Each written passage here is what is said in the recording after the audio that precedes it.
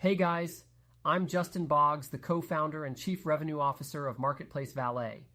We have been an Amazon seller since 2006 with over 400,000 reviews as a seller.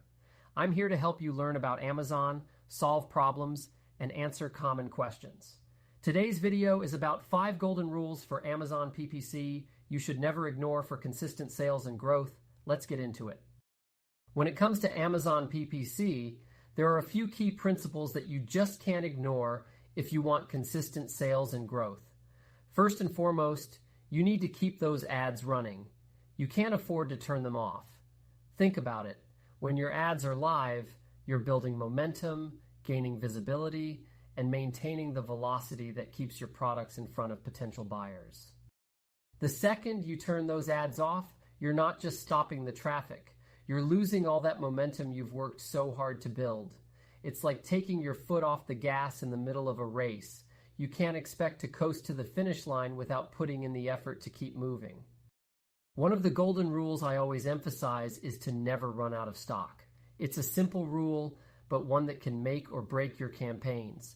When you run out of stock, your PPC history, which is so critical for ranking and generating consistent sales, essentially resets. You lose all that traction, and it's much harder to regain it. Your campaigns rely on the historical data to keep performing well. If you don't have that consistency, your ads will struggle to compete in the marketplace. So, keeping an eye on your stock levels is absolutely essential. Another thing to keep in mind is how you manage your budget. Now, sometimes you might be tempted to set a hard limit on your budget and just let it run out, but that can do more harm than good. If your budget taps out early in the day, like at 10 a.m. on a Monday, you're missing out on so many clicks and potential sales. A smarter approach would be to lower your bids slightly so you can stretch that budget out throughout the day. This way, instead of burning through your budget in a few hours, you'll be getting more clicks and more opportunities to convert those clicks into sales. It's about being strategic with your spend rather than just setting a limit and letting it run dry. If you're working with a limited budget, the best strategy is to focus on long-tail keywords. Let's say you're selling something like a wine glass. If your budget is tight, you wouldn't want to go after the broad keyword wine glass because it's way too competitive and expensive. Instead, you'd target more specific phrases like funny wine glass for women. These long-tail keywords are less competitive, more affordable, and they'll still drive relevant traffic to your listing. Over time, these keywords can add up to substantial growth, especially when you're working with limited resources. And then there's the relationship between PPC and SEO. You can't just rely on PPC for a month and then switch everything off, hoping that SEO will take over. Amazon's marketplace is way too competitive for that. If you stop your ads, you're going to lose ranking and sales velocity, which will impact your organic search results. PPC and SEO go hand in hand, so even if you're killing it with your organic ranking, you still need that paid visibility to stay competitive and keep your sales momentum going. It's also really important to understand that Amazon's PPC data can take a little time to fully show the results. Typically, there's about a 2-day delay in conversion data, so if you're making adjustments too frequently, you might not be giving your campaigns enough time to show their true performance.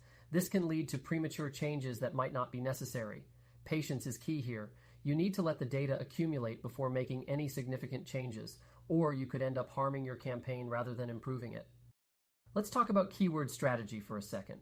When it comes to structuring your campaigns, you want to be mindful of how many keywords you're including in each one. Amazon's PPC system works like an auction, and if you cram too many keywords into one campaign, only the top performers will get most of the impressions. What that means is you might have some great keywords in there that are getting overlooked because they're in the same campaign as the heavy hitters.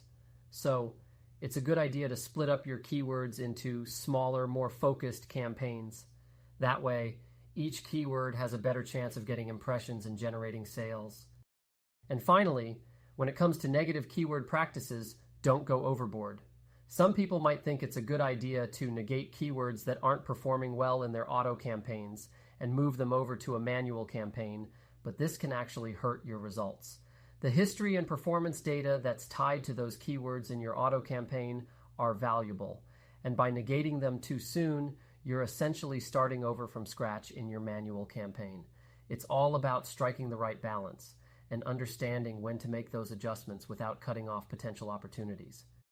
By following these golden rules and being strategic with your Amazon PPC campaigns, you can build a system that delivers consistent sales and growth over time. It's all about maintaining that balance between budget, keyword targeting, and keeping your ads live to maintain that velocity. If you have any questions, feel free to check us out at marketplacevalet.com, like and follow us for more helpful Amazon content. Thanks for watching this video.